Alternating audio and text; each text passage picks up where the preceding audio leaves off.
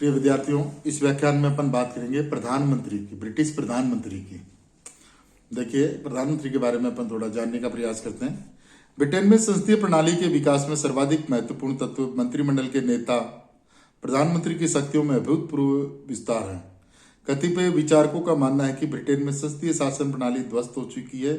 इसका मूल दोष ब्रिटिश प्रधानमंत्री में अत्यधिक शक्तियों का केंद्रित हो जाना है। इसी प्रकार के विचार बर्नार्ड क्रिक ने अपनी पुस्तक द रिफॉर्म ऑफ पार्लियामेंट में प्रस्तुत किए हैं।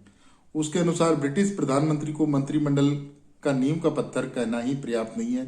वह मंत्रिमंडल का आधारभूत शिल्प ही नहीं, अपितु मंत्रिमंडल रूपी भवन के विभिन्न पत्थरों को जोड़ने वाला सीमेंट है। वह न केवल अपने सहयोगियों को नियुक्त करता है, अपितु उनमें परस्पर सहयोग व सामंजस्य भी बनाए रखता है, ताकि मंत्रिमंडल की प्रतिष्ठा बनी रहे तथा प्रधानमंत्री के नेतृत्व में उसका दल अगले चुनाव में सफलता प्राप्त कर सके।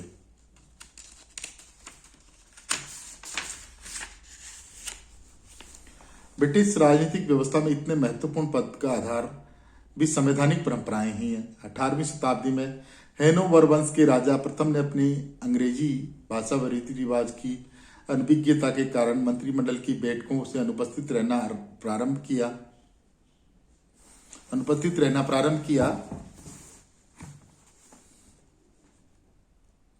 परिणाम स्वरूप मंत्रिमंडल की बैठकों को सुचारू रूप से चलाने के लिए इसका औपचारिक विवरण लिखने के लिए जो राजा तक पहुंचा जा सके, मंत्रिमंडल में से एक प्रमुख मंत्री का पद उभरा।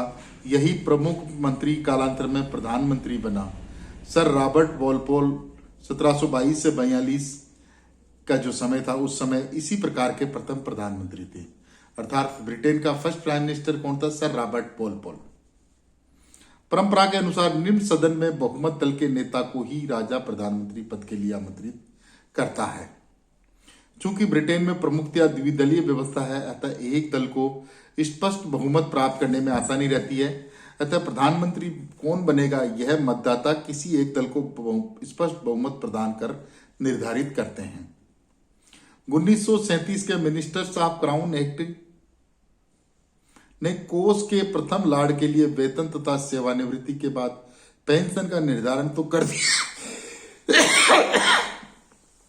किंतु कौन प्रधानमंत्री बनने के उपयुक्त है, उसकी क्या योग्यताएं होनी चाहिए, वह उसकी क्या शक्तियां होगी, इसके बारे में कोई निश्चित संविधि नहीं है। अर्थात प्रधानमंत्री की शक्तियां भी संवैधानिक परंपराओं पर आधारित है, जिनका निरंतर विकास हुआ है। प्रधानमंत्री के कार्य एवं शक्तियां। प्रधानमंत्री न केवल ब्रिटेन की वास्तविक कार्यपालिका का मुखिया है, अपितु वह सदन के बहुमत दल का नेता, सदन का मुखिया व देश का नेता भी है। ब्रिटेन के चुनाव भावी प्रधानमंत्री के नाम पर जीते व हारे जाते हैं। जनता उसे सरकार की लोकप्रिय आकांक्षाओं का चिन्ह मानती है। संक्षेप में प्रधानमंत्री की शक्तियों को निम्न रूप से वर्गीकृत किया जा सकता है। मंत्रिमंडल का निर्माण, संचालन तथा विघटन। प्रधानमंत्री की शक्तियां अपन देख रहे हैं। इनमें जो पहला जो इसका वर्गीकरण किया है, वो है मंत्रिमंडल का निर्माण, संचालन तथा उसका विघटन के रूप में। यद्यपि सैद्धांतिक रूप से प्रधानमंत्री व अन्य मंत्रियों की नियुक्ति संवैधानिक संप्रभु अर्थात राजा के द्वारा की जाती है, तथापि मंत्रियों का चयन स्वयं प्रधानमंत्री अपनी दलीय संरचना, भौगोलिक वरीयताएं, विभिन्न समुदायों की अपेक्षाएं व दल के सदस्यों की योग्यताओं का सर्वोत्तम उपयोग करने की दृष्टि से करता है। इस प्रकार मंत्रिमंडल के सदस्य न तो प्रधानमंत्री के अधीन है, न ही समकक्षी है। वस्तुतः मंत्रिमंडल तथा प्रधानमंत्री के बीच संबंध प्रधानमंत्री की निजी क्षमता, दलीय स्थिति व उसके व्यक्तित्व पर निर्भर करती है। अपने सहयोगियों के चयन के साथ उनके विभागों का वितरण तथा उसमें फेर बदल प्रधानमंत्री का विशेषाधिकार माना जाता है। प्रधानमंत्री विभिन्न विभागों के मध्य सामंजस्य एवं सहयोग स्थापित करता है तथा अंत में मंत्रिमंडल के सहयोगियों के भाग्य का निर्णय भी प्रधानमंत्री कर सकता है। वह बिना कोई कारण बताए अपने मंत्रिमंडल से अवांछनीय व्यक्ति को हटा सकता है, जिसके परिणाम स्वरूप उस मंत्री के राजनीतिक भविष्य पर प्रश्न चिन्ह लग जाता है। अतः प्रधानमंत्री के त्याग के साथ मंत्रिमंडल का भी अंत हो जाता है। इस प्रकार प्रधानमंत्री का सर्वाधिक महत्वपूर्ण कार्य मंत्रिमंडल का निर्माण, संचालन तथा विघटन है।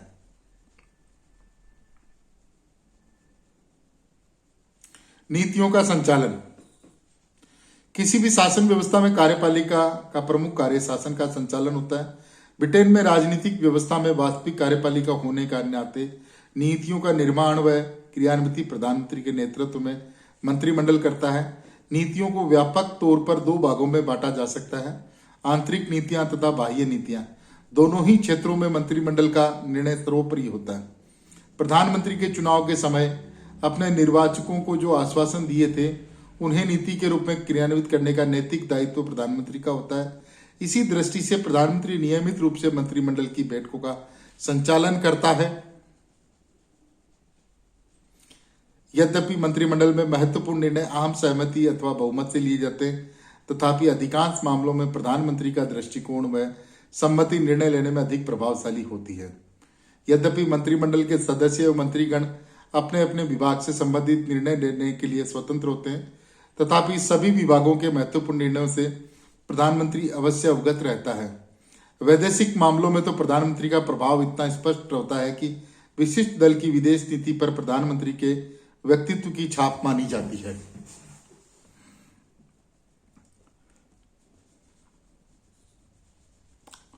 प्रधानमंत्री जो है वो सम्राट और संसद के मध्य की कड़ी भी है। राजा ब्रिटिश राजनीतिक व्यवस्था का सर्वोच्च तथा नाममात्र का अध्यक्ष है। परिणाम स्वरूप राजा को सरकार के महत्वपूर्ण निर्णयों के बारे में सूचित करने का कार्य प्रधानमंत्री ही करता है। सामान्यतः मंत्रिमंडल के अन्य सदस्य प्रत्यक्ष राजा से नहीं मिल सकते। प्रधानमंत्री स्वयं प्रति सप्ताह नियमित रूप से संप्रभु से मिलकर सरकार की गतिविधियों के बारे में जानकारी देता है। प्रधानमंत्री निम्न सदन का नेता होता है। देखिए, कार्यकारिणी का मुखिया होने के साथ साथ प्रधानमंत्री निम्न सदन का भी नेता होता है। सदन की सारी कार्यवाही की व्यवस्था का संचालन प्रधानमंत्री अध्यक्ष की सलाह से करता है। सत्र के प्रारंभ से लेकर सत्र अवसाद तक विधेयकों की प्रस्तुति, सरकारी नीतियों का स्पष्टीकरण तथा विपक्ष को विभिन्न मुद्दों पर विचार करने के लिए अवसर प्रदान करना आदि ये सभी कार्य प्रधानमंत्री की स्वीकृति से किए जाते हैं। प्रधानमंत्री सदन में सरकार का प्रमुख वक्ता होता है, चाहे किसी विभाग का प्रश्न क्यों न हो, किंतु यदि सदन को किसी विषय पर असंतोष होता है तो प्रधानमंत्री द्वारा स्पष्टीकरण दिया जाना आवश्यक हो जाता है। सदन का नेता होने के नाते प्रधानमंत्री की अंतिम महत्वपूर्ण शक्ति सदन को भंग करने की सिफारिश करना है। यदि प्रधानमंत्री के विरुद्ध सदन में अविश्वास का प्रस्ताव पारित होता है तो वह सदन को विघटित करने का परामर्श दे सकता है। प्रधानमंत्री की इस शक्ति ने उसे निम्न सदन पर व्यापक प्रभाव प्रदान किया है, क्योंकि समय से पूर्व सांसद निर्वाचन क्षेत्रों में नहीं जाना चाहते। सदन को विघटित करने का अधिकार प्रधानमंत्री को न केवल अपने दल के सदस्यों पर नियंत्रण प्रदान करता है, अपितु विरोधी पक्ष के सदस्यों भी विघटन के डर से संयमित व्यवहार करने को बाध्य है। इस प्रकार प्रधानमंत्री को सदन में मात्र अपने दल में ही नहीं अपितु संपूर्ण सदन में सम्मान व प्रतिष्ठा व शक्ति प्राप्त होती है। शासक दल का नेता। संसदीय व्यवस्था में प्रधानमंत्री बहुमत दल का नेता होने के कारण ही बनता है। चूंकि बहुमत दल ही शासक दल है, अतः प्रधानमंत्री को सदन के अंदर व बाहर दोनों और अपनी दलीय स्थिति का ध्यान रखना होता है। शासक दल का नेता होने के नाते उसके दायित्व सदन के अंदर तो है ही, सदन के बाहर भी संपूर्ण राष्ट्र में दल की छवि को बनाए रखने का कार्य भी प्रधानमंत्री को ही करना होता है।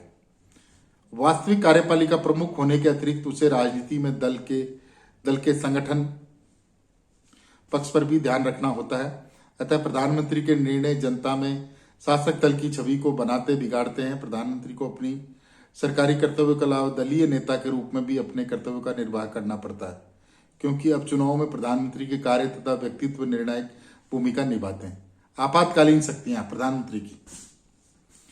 पिछली शताब्दी में 2 महायुद्धों के संकट काल के दौरान प्रधानमंत्रियों की शक्तियों में अभूतपूर्व वृद्धि हुई। उसे संवैधानिक अधिनायक की संज्ञा दी गई। युद्ध, आर्थिक मंदी, श्रमिक असंतोष, राष्ट्रीय सुरक्षा जैसी समस्याओं का सामना करने के लिए स्वयं संसद सरकार को प्रधानमंत्री के नेतृत्व व्यापक शक्तियां प्रदान कर देती है। 1940 में द्वितीय महायुद्ध के दौरान प्रधानमंत्री चर्चिल को राष्ट्रीय सरकार बनाकर राष्ट्रीय संकट का सामना करने को कहा गया।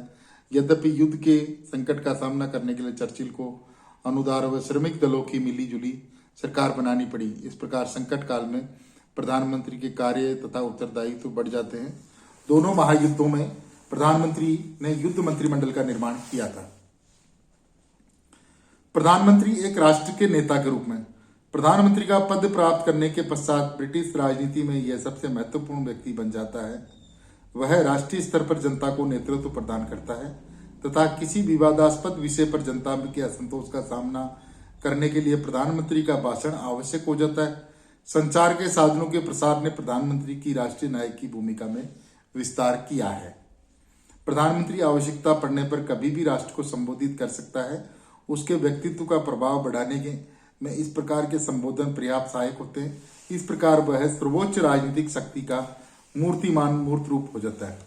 ब्रिटिश प्रधानमंत्री राष्ट्रमंडल के सदस्य राष्ट्रों से संपर्क स्थापित करने के कारण राष्ट्रमंडलीय राज्यों के हितों की रक्षा करने का कार्य अंतर्राष्ट्रीय स्तर पर करता है। मंत्रिमंडल में प्रधानमंत्री की शक्तियों का निरंतर विकास हुआ है। वह मंत्रिमंडल संसद तथा निर्वाचकों पर समान रूप से प्रभाव रखता है। उसका यह प्रभाव जनता द्वारा निर्वाचित सदन में बहुमत दल के नेता के रूप में मंत्रिमंडल के निर्माता के रूप में प्रधानमंत्री के प्रभाव को बढ़ाने में प्रधानमंत्री का व्यक्तित्व तथा उसकी दल में स्थिति में सहायक सिद्ध होते हैं। यदि किसी कारणवश प्रधानमंत्री का प्रभाव अपने दल पर से समाप्त हो जाए, जैसा कि 1990 में तीसरी बार प्रधानमंत्री बनने के बाद में श्रीमती मार्गरेट थैचर के समय हुआ, तो उसे अपने पद से त्यागपत्र देना ही पड़ा। इस प्रकार प्रधानमंत्री की शक्तियों का आधार जनता के द्वारा दिया गया वह समर्थन व विश्वास होता है जो उसे चुनाव के समय प्राप्त होता है। प्रधानमंत्री की शक्ति, उसका महत्व, उसके व्यक्तित्व, कुछ उसकी व्यक्तिगत प्रतिष्ठा तक उसके दल के समर्थन पर ही निर्भर करता है। ब्रिटिश राजनीतिक व्यवस्था में प्रधानमंत्री को तब तक व्यापक शक्तियां प्राप्त होती है जब तक उसके मंत्रिमंडल को सदन में बहुमत का समर्थन प्राप्त होता है। ऐसा प्रधानमंत्री न केवल अपनी नीतियों को क्रियान्वित करने की क्षमता रखता है, अपितु वह संसद से वांछित विधेयकों को पारित करवा सकता है तथा बजट में प्रस्तावित कटौतियों को अस्वीकार कर सकता है, जबकि अमेरिका के राष्ट्रपति को इन दोनों कार्यों के लिए कांग्रेस के बहुमत पर निर्भर रहना पड़ता है। इस प्रकार ब्रिटेन का प्रधानमंत्री ब्रिटिश शासन व्यवस्था में सर्वाधिक महत्वपूर्ण स्थान रखता है। विद्यार्थियों, ये हो गया आपका prime minister, British prime minister. Thank you very much.